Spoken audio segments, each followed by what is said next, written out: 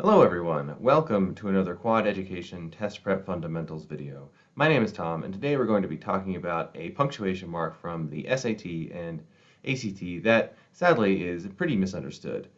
You can kind of think about it like it's an actor who's famous for one kind of role but really has a lot broader range than people give them credit for.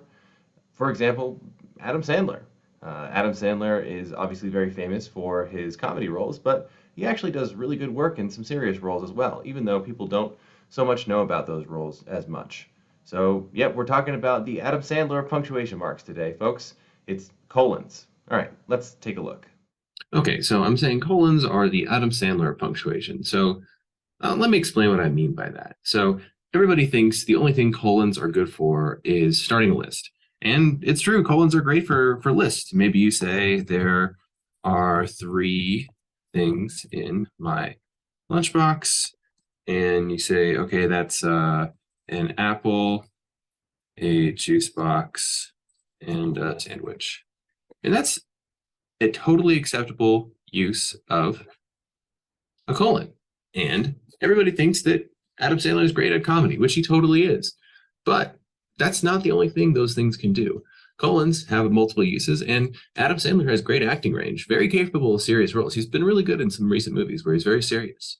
Anyway, before we can talk about what a colon is actually for and all of its uses, let's quickly talk about what a colon is not for. So you can't do something like, I like ice cream, or instance, chocolate, Cherry Garcia, and Americone Dream. That is not what a colon is for. A colon is a very separate thing from a comma, so don't think that they're interchangeable. Instead, here's what a colon really does. So before the colon, what you want to have is, well, something, anything really. And that is super vague, and that's kind of the beauty of it. So before the colon, we have a thing. And we have our colon. And here's a really important thing. After the colon, what we're going to do is explain whatever that thing was. So TLDR with all this, thing, colon, explain the thing. And that's exactly what a colon is for. And really, that's pretty easy to remember. And looking at these examples here, we can see the variety of applications of thing explain. So for the first one, we have as few as one word as our explanation. There's only one thing I need from the store, corn. And so corn explains what it is that you need from the store. The next one there, we have the classic instruction, the list.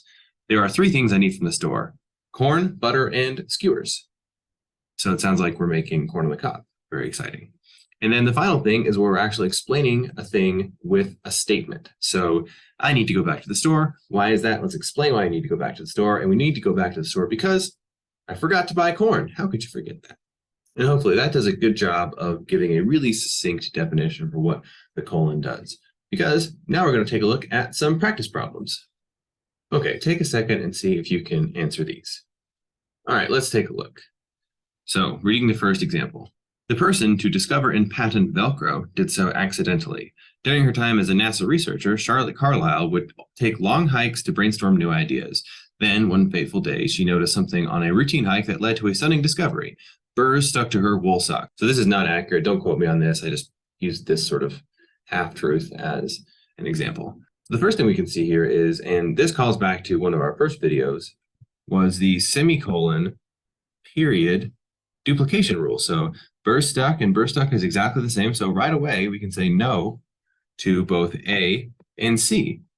And the next decision we have to make is whether we want to have a comma here or a colon. So the issue with having a comma here is it sort of makes it feels like the stunning discovery is separate from the burrs stuck to her wool socks. So what we want to actually do is indicate that the burrs stuck to her wool socks explain the stunning discovery. So in this case, a colon is the proper use here.